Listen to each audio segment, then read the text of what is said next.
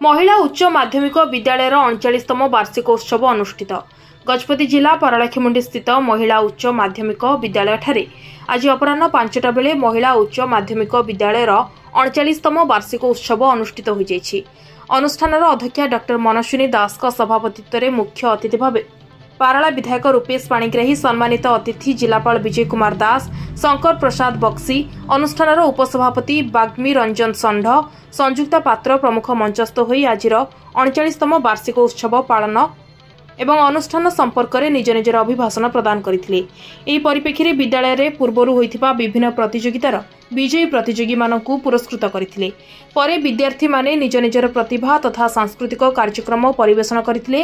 एही अवसर में विद्यालयर बहु विद्यार्थी एवं अभिभावक माने उपस्थित रहिथिले।